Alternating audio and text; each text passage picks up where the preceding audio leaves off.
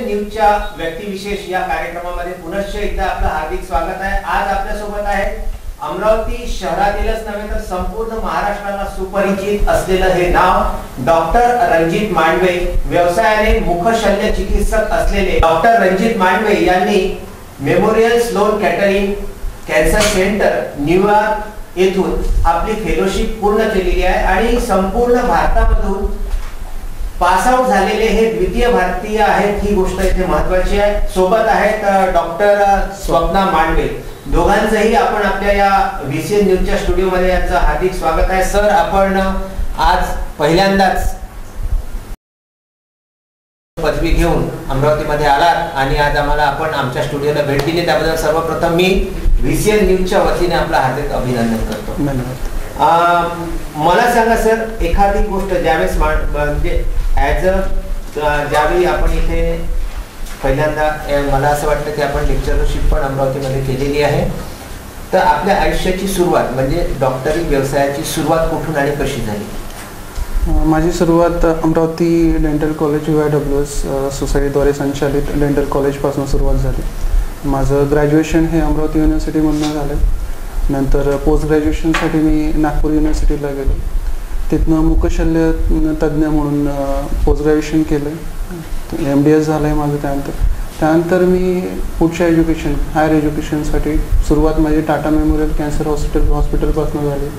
तिथे मी माझा महत्त्वाचा पार्ट जो असतो कॅन्सरमधला तिथनं झालेला आहे। त्याच्यानंतर मी आणखीन एज्युकेशनसाठी समोरच्या शिक्षणासाठी एम्स इथे मायक्रोवॅस्क्युलर सर्जरीसाठी गेलो। एम्स मीन्स दिल्ली ना? एम्स दिल्ली। त्याच्यानंतर कोचीला होतो मायक्रोवॅस्क्युलर सर्जरीसाठी। तिथनं क्रायनियोफेशियल ॲनोमॉलीज आणि क्लेफ्ट लिप अँड पॅलेटसाठी त्रिशूर जुबली मिशन हॉस्पिटलला होतो। त्यानंतर असं वाटलं की एज्युकेशन अजूनही कंप्लीट आहे, कॅन्सरमधल्या बऱ्याच साऱ्या गोष्टी अजूनही बाकी आहेत, बरंच शिक्षण बाकी आहे, तर कंटिन्युअस त्या स्ट्रायव्हिंग चालू होतं। आणि काही कालांतराने international federation of head and neck oncology या संस्थेने इंटरनॅशनल संस्थेने कॅन्सरमध्ये परीक्षा घेतल्या। त्यातनं जगातले काही निवडक डॉक्टर हे फर्दर ट्रेनिंग म्हणजे सुपर स्पेशलायझेशनसाठी सिलेक्ट केलं। फॉर्च्युनेटली भारतामधनं मला चान्स मिळाला फेलोशिपसाठी।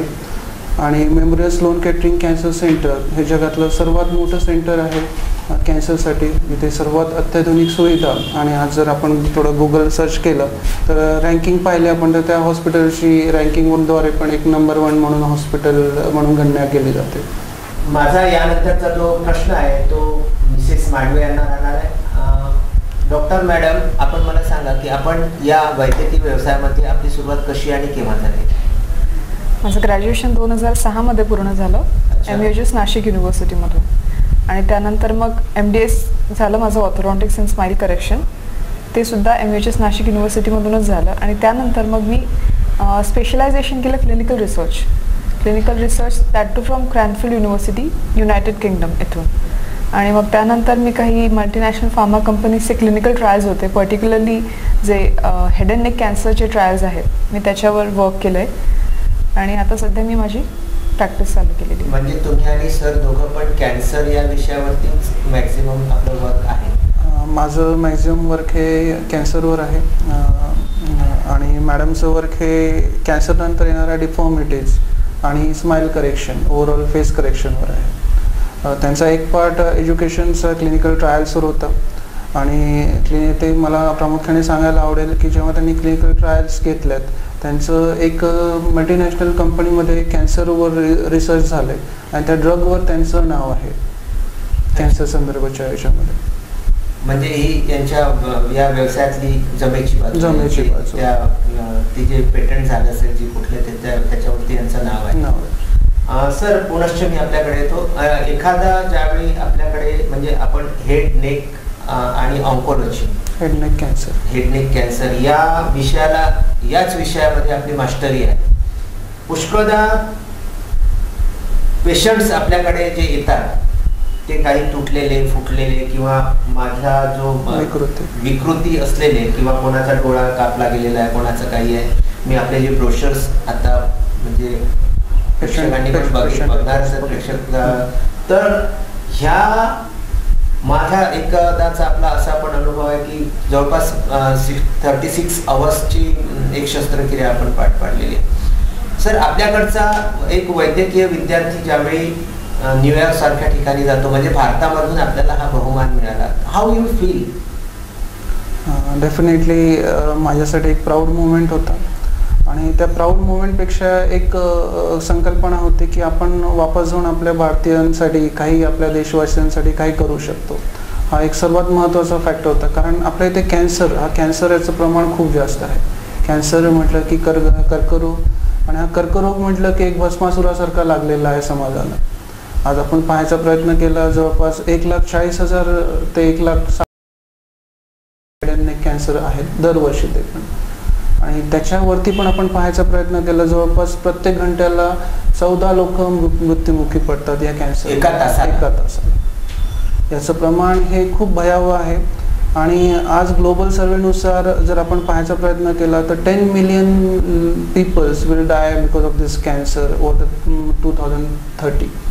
आपण म्हणतोय आपल्या देशाचं विजन आहे 2020 पर्यंत, पण या विजनच्या पलीकडे आपण थोडंसं पाहायचा प्रयत्न केला हेल्थ सेक्टरवर, तर तुम्हाला खूप भयंकर परिस्थिती दिसून येईल. आज हे पूर्ण युनेस्कोचे, WHO हे रिझल्ट्स आहेत जे मी आकडेवारी सांगतोय. 2035 पर्यंत 10 million people will die because of the cancer. 10 million people will die. भयंकर आकडेवारी सरांनी जी सांगितली आहे. सुमारे 1,40,000 लोक, जनता मुख कर्करोग आणि हेडनेक या कर्करोगाने त्रस्त आहे आणि जवळपास 10 लक्ष लोक येत्या 2020 पर्यंत याने त्रस्त असणार आहेत, अशी ही आकडेवारी आहे. सर, बेसिकली मला एक गोष्ट आता आपण सांगू शकाल का की कॅन्सर होण्याचं मूळ कारण, म्हणजे त्याची जी काही कारणं आहेत ती कशी आहेत, म्हणजे कशामुळे आपण कॅन्सर जनरली होतो? कॅन्सरचे बरेच कारण आहेत. त्यातलं एक मुख्य कारण म्हणजे आज जे बऱ्याच ठिकाणी आणि सहज उपलब्ध आहे, ज्याला आपण जहर म्हणतो, ते आहे टोबॅको एक मुख्य कारण आहे. नंतर अल्कोहोल हे एक another prime reason for the cancer. त्याच्या व्यतिरिक्त गुटखा, मावा, सिगरेट, बिडी, खैनी, पूर्वी आपल्या लोकांमध्ये आपण दात घासायला जे दंतमंजन वापरायचो त्याला स्नफ असं म्हणतात, ते वापरण्यात येतं, त्याच्यामुळे पण मुख कर्करोग होतात. नंतर आपला व्यवसाय, बऱ्याच प्रमाणात व्यवसाय असतो, जे डस्ट वर्कर असतात किंवा मग जे कोलटाईन वर्कर्स असतात त्यांच्यामध्ये हा प्रामुख्याने आढळून येतो. त्याच्या व्यतिरिक्त जेनेटिक्स, अनुवांशिकता हे पण एक मुख्य कारण आहे. त्याच्या व्यतिरिक्त नेहमी होणारी जखम, ते डेंचरमुळे पण असू शकते, दातांमुळे पण असू शकते, किंवा आणखीन खाण्यापिण्यांमुळे पण असू शकतं. तो repeated trauma also causes cancer. पण मुख्य कारण आज जर भारतामध्ये पाहायचा प्रयत्न केला तर टोबॅको आणि त्याच्यानंतर गुटखा आणि त्याच्यानंतर सिगरेट, हे 3 कारण, त्याच्यासोबत असणारं दारूचं व्यसन, हे सगळं एकमेकांना संगनमत करून याचं प्रमाण वाढवतं. अच्छा, म्हणजे व्यसनाधीनता हे एक मुख्य कारण झालेलं आहे ज्याच्यामुळे कॅन्सर या रोगाचं भयंकर प्रमाण आपल्या भारतामध्ये वाढलेलं आहे. मॅडम, मला तुम्हाला एक प्रश्न विचारायचा आहे. आज आपण ज्या सेक्टरमध्ये काम करताय तिथे आपल्याकडे कशा प्रकारचे पेशंट्स, कशा प्रकारचा आपला या वैद्यकीय अमरावती इथे येऊन आपल्याला सुमारे आज 2 वर्षाचा पिरियड झालेला आहे. या 2 वर्षाच्या पिरियडमध्ये आपल्याला कशा पेशंटला फेस करावं लागतं? मुख्यत्वे कॅन्सरचे येणारे पेशंट्स हे शेतकरी असतात. अच्छा. कारण एकतर त्यांचं ओव्हरऑल दिवसाचं जे काम असतं ते खूप जास्त असतं आणि त्यामुळे त्यांना त्याच्यामधून थोडीशी सुटका म्हणून ती तंबाखू किंवा बिडी अशा गोष्टींना बळी पडतात आणि त्यामुळे त्या प्रकारच्या माणसांमध्ये जास्त आढळतं असं प्रमाण. म्हणजे आपल्याला असं म्हणायचं आहे की जे लोक शरीराने मेहनती असतात अशा लोकांना ह्या व्यसनाचं, म्हणजे काहीतरी टाइमपास म्हणून तंबाखू खाणे किंवा पुडी खाणे, गुटखा खाणे किंवा सिगरेट, बिडी पिणे हा प्रकार त्यांच्यामध्ये आढळतो. असे पेशंट्स आपल्याकडे असतात सगळ्यात जास्त. मला पण आपल्याला एक गोष्ट सांगावीशी वाटते की जी लोक, जी मंडळी शरीराने काबाड कष्ट करतात त्यांना काहीतरी विरंगुळा म्हणून तंबाखू खाणे किंवा सिगरेट ओढणे, मद्यप्राशन करणे ह्या गोष्टी अगदी विरंगुळा म्हणून सर्वप्रथम ते अंगीकारल्या जातं आणि त्याचं व्यसनाधीनतेमध्ये रूपांतर होतं आणि नंतर ते कॅन्सरकडे वळतं. सर, ज्यावेळी आपण 2013 मध्ये आपलं सिलेक्शन झालं होतं. 2013 मध्ये जी federation of international federation of head and neck oncology या संस्थेने या परीक्षा घेतल्या होत्या 2013 मध्ये. त्यामधून ज्या भारतीयांना तिथे निमंत्रित करण्यात आलं होतं त्यामध्ये सरांचा नंबर लागला होता. डॉक्टर रणजित मांडवे ही ती परीक्षा प्रावीण्याने प्राप्त झाले होते आणि येथूनच त्यांची 2013 मध्ये Memorial Sloan Kettering cancer centre New York USA या परीक्षेमधूनच त्यांची तिथे निवड झाली होती आणि सुमारे 2.5 वर्षाचा अभ्यासक्रम पूर्ण करून त्यांना ती डिग्री न्यूयॉर्कच्या विद्यापीठाने त्यांना ती डिग्री दिलेली आहे. ही डिग्री नुकतीच त्यांच्या हातामध्ये आलेली आहे. भारतामधील हे आपल्या अमरावती शहरात असणारं पहिलं व्यक्तिमत्व आहे की ज्यांनी ही डिग्री घेतलेली आहे. तर सर भारतामध्ये अशा प्रकारचं कुठलंही शिक्षण देणारी संस्था इथे नाही आहे का की जी आपण फक्त त्याच्यासाठी आपल्याला न्यूयॉर्कला जावं लागलं? नाही, भारतामध्ये पण अशा बऱ्याच संस्था आहेत. त्यात मुख्यत्वे आपण नाव घेण्यासारखं Tata memorial cancer hospital. Tata memorial cancer hospitals खूप जास्त वर्क आहे, ट्रिमेंडस पेशंट लोड आहे, वर्क खूप जास्त आहे, पण अपॉर्च्युनिटीज कमी आहेत कारण वर्कलोड एक्सेसिव्ह असल्यामुळे. एक प्राईम एज्युकेशन माझं टाटामधनं झालं आहे, पण एवढंच वर न थांबता मला अजून शिकायची इच्छा होती. जिथनं मला हे पाहायचं होतं की जे मास्टर्स आहेत, मास्टर्स ऑफ मास्टर्स म्हणतात, त्यांच्या सानिध्यामध्ये राहून नवीन रिसर्च आणि डेव्हलपमेंट काय चालू आहे, जेनेटिक्स लेवलवर शोध काय चालू आहे. आज रिसर्च नाही म्हटलं तरी भारतामध्ये त्याचं प्रमाण बरंच कमी आहे. आणि कॅन्सर म्हटलं की कॅन्सरमध्ये होणाऱ्या घडामोडी ह्या दिवसेंदिवस चेंज होत जातात. प्रत्येक दिवशी एक नवीन चॅलेंज असतं. त्या चॅलेंजला जायसाठी रिसर्च ही सर्वात महत्त्वाची घटना. आणि या गोष्टींसाठीच आपण आज हायर एज्युकेशन जे सुपर एज्युकेशन म्हणतो त्याला, किंवा मग हायस्ट एज्युकेशनसाठी सुपर स्पेशलायझेशनसाठी जातो. त्यामुळे मेमोरियल स्लोन केटरिंग कॅन्सर सेंटरसाठी ट्राय करत होतो आणि बऱ्याच दिवसांपासून मी त्या संस्थेसाठी ट्राय करत होतो कारण that suppose to be Mecca of cancer, जिथनं सगळ्या प्रकारचे डायरेक्टिव्स किंवा गाईडलाईन, ट्रीटमेंट गाईडलाईन ज्या असतात त्या रिलीज होतात. आज तुम्ही पाहायचा प्रयत्न केला, मेमोरियल स्लोन केटरिंग कॅन्सर सेंटरचं नाव हे खूप पूर्ण जगामध्ये खूप जगामध्ये आदराने घेतलं जातं. डॉक्टर मिसेस मांडवेकडे वळूया. मॅडम, मला एक गोष्ट सांगा की आपण उभयता जे हॉस्पिटल सध्या चालवतात द फेस नावाचं, हे अमरावतीमधलं सगळ्यात चांगलं सेंटर सध्या नावारूपास येत आहे, लौकिक पावत आहे. तर याच्यामध्ये आपल्याकडे कुठल्या कुठल्या प्रकारचे पेशंट्स येतात आणि आपण तिथे काय काय ट्रीटमेंट करता? म्हणजे आपलं जे सेंटर आहे द फेस हे नाव आणि तिथे होणाऱ्या ऍक्टिव्हिटी याच्याबद्दल मला थोडीशी माहिती पाहिजे. पर्टिक्युलरली द फेस हे नाव आम्ही आमच्या क्लिनिकला यासाठी दिलेलं आहे कारण पेशंट जनरली आमच्याकडे येतात ते चेहऱ्याची आणि दातांची विकृती घेऊन, त्यामुळे त्याच्यानुसार आम्ही द फेस म्हणून नाव ठेवलेलं. आता यामध्ये मग जे पेशंट्स येतात, कधी त्यांचा चेहरा विकृत झालेला असतो, कधी दात खूप मागे पुढे असतात, किंवा असे पण पेशंट्स असतात ज्यांचे टाळू किंवा ओठ दुभंग गेलेले असतात आणि त्यांच्या चेहऱ्यावर आणि त्यासोबतच त्यांच्या मानसिकतेवर परिणाम झालेला असतो. त्याच्यामुळे आम्ही अशा पेशंट्सना ट्रीट करताना फक्त त्यांचे दात किंवा चेहऱ्यांना ट्रीट करता त्यांना सायकोलॉजिकली ट्रीट करण्याचा प्रयत्न करतो. कधी कधी असे पालक आमच्याकडे आपल्या मुलींना घेऊन येतात की त्यांचे दात पुढे असल्यामुळे लग्न होत नाही आहे. मग अशा मुलींना लग्न होण्यासाठी खूप घाई झालेली असते. मग जनरली ज्या ट्रीटमेंटला आपल्याला 2 वर्ष लागणार असतात, मग ती ट्रीटमेंट कमीत कमी 1 वर्षांमध्ये पूर्ण करण्याची आम्हाला बेसिकली चॅलेंजेस असतात. मग अशा वेळेस विल्कोडॉन्टिक्स नावाचा एक सर्जरीचा प्रकार असतो. त्या प्रकाराच्या सहाय्याने आम्ही 2 वर्ष लागणार असलेल्या ट्रीटमेंटला 1 वर्षात त्यांना कम्प्लीट करून देतो. तर अशा प्रकारच्या ट्रीटमेंट्स होतात इथे. आपण थोडीशी माहिती जर माहिती पुरवली की Memorial Sloan Kettering cancer centre New York इथली कार्यप्रणाली कशी आहे आणि ते सेंटर कसं आहे त्याच्याबद्दल आम्हाला थोडंसं म्हणजे आमच्या प्रेक्षकांना ते आपण सांगितलं तर फार बरं. Memorial Sloan Kettering cancer centre या हॉस्पिटलचं जगामध्ये जेव्हा नाव घेतलं जातं तर एक मोठ्या गर्वाने घेतलं जातं, कारण जेवढे गाईडलाईन्स त्या हॉस्पिटलने आतापर्यंत जनरेट केले आहे तेवढं कोणत्याच जगातल्या हॉस्पिटलने जनरेट नाही केलं आहेत. आज ट्रीटमेंट म्हटलं हेड अँड नेक कॅन्सर तर मोठ्या गर्वाने किंवा मोठ्या आशेने त्या हॉस्पिटलकडे पाहिलं जातं. जर नेक डिसेक्शन झालं, नेक डिसेक्शन जो मुख्य विषय असतो हेड अँड नेक कॅन्सरमध्ये, त्याचे कंपार्टमेंटलायझेशन किंवा त्याचे लेवल्स, ह्या सगळ्या ह्या किंवा मग त्याच्या गाईडलाईन्स, ह्या सगळ्या त्या हॉस्पिटलद्वारे जनरेट झाल्या आहेत. आज आपण थोडंसं गुगल सर्चर आहात किंवा नेट सर्चर आहात, जर तुम्ही हॉस्पिटलचं नाव टाकलं तर तुम्हाला लगेच त्याचं रँकिंग येईल, जे जगातलं सर्वात नंबर 1 हॉस्पिटल म्हटलं जातं. त्या कॅन्सर हॉस्पिटलमध्ये एक कॅन्सर हॉस्पिटल जेव्हा नंबर 1 या पोझिशन किंवा एक मुख्य हॉस्पिटल म्हणून समोर झेप घेतं, तर त्याचे एक प्रमुख अंग असतात. त्या cancer hospital head and neck cancer centre किंवा head and neck cancer unit हे प्रामुख्याने 8 डिव्हिजन्समध्ये विभागले गेलेले आहेत.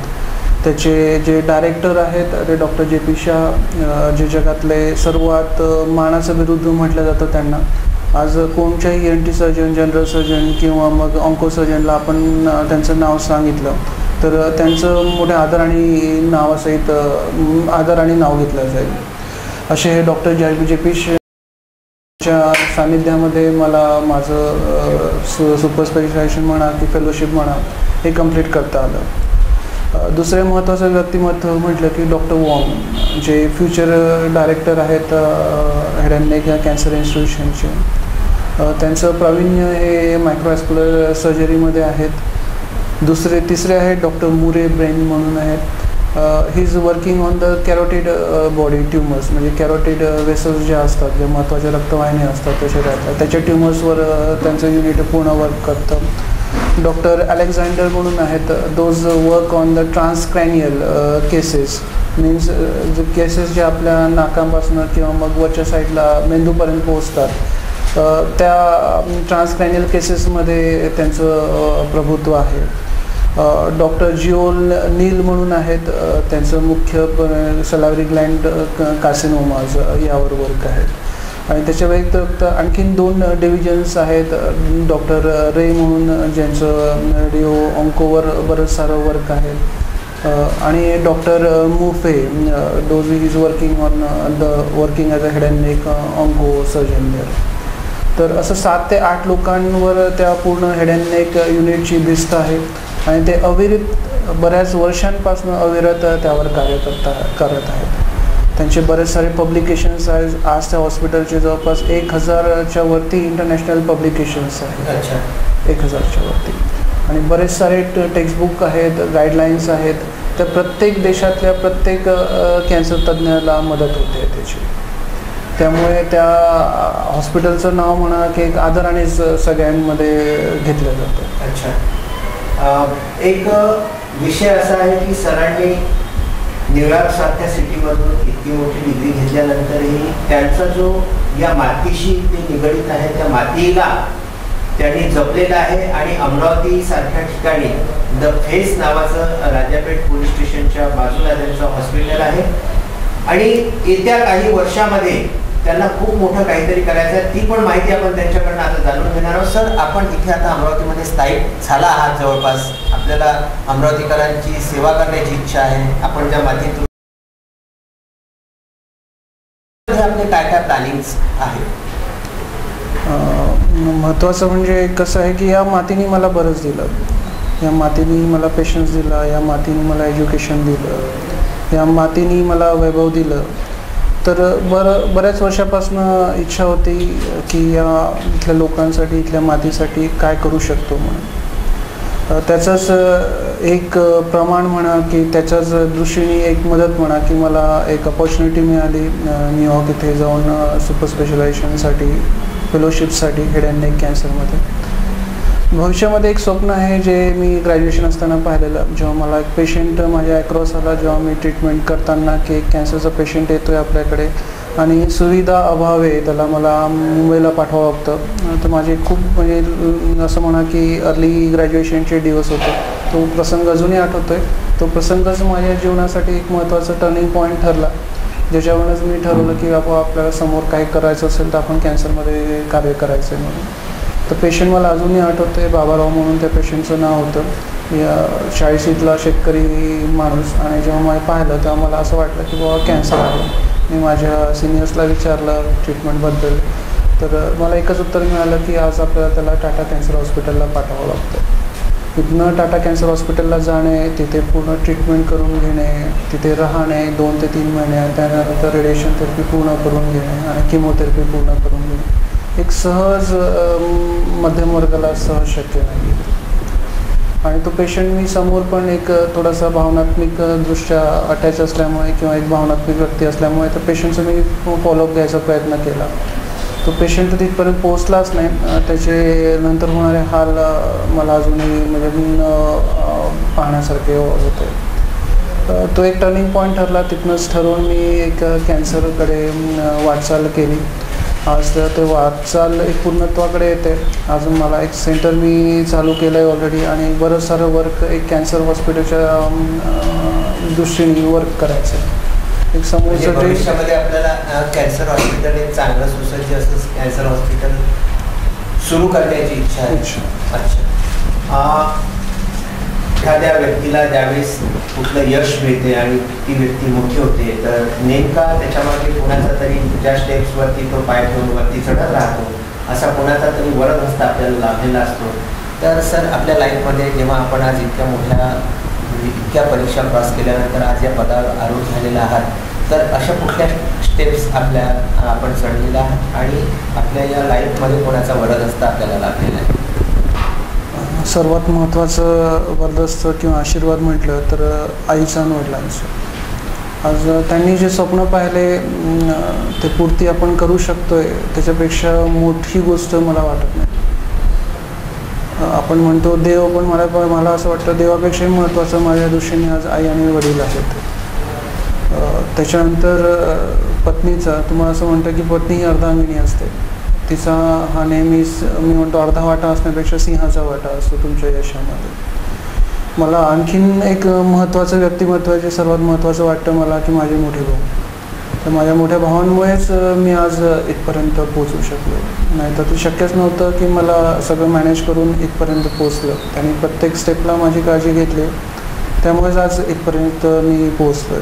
त्यानंतर फॅमिलीचा सपोर्ट, वहिनी आहेत. आणि एक सर्वात महत्त्वाची गोष्ट मी जी आवर्जून सांगायला आवडेल, ज्यांचा मला आशीर्वाद मिळाला आहे आणि त्याच्यामुळे मी पोहोचू शकलो, ते माझे पेशंट्स आहेत. आज पेशंटचा आशीर्वाद नसता तर मी इथपर्यंत नसतो पोहोचू शकतो. डॉक्टर मिसेस मांडवे आणि डॉक्टर रणजित मांडवे या दाम्पत्याचं येत्या काही काळामध्ये एक मोठं कॅन्सर रिलीफ सेंटर उघडणार ही गोष्ट आज जवळपास निश्चित झालेली आहे. आपल्या मातीतला माणूस आपल्या मातीसाठी काहीतरी करतो ही पण आपल्या अमरावती वासियांसाठी फार मोठी आनंदाची गोष्ट आहे. सर, आज आपण आपल्या ज्या व्यस्त वेळेतून आम्हाला वेळ काढून दिला त्याबद्दल VCR स्टुडिओच्या वतीने मी आपल्या हार्दिक आभारी आहे. अशीच परत पुनश्च आपली भेट होत राहो हीच आपण ईश्वरचरणी प्रार्थना करूया. मॅडम धन्यवाद. सर धन्यवाद. मी पण आपला आभारी आहे.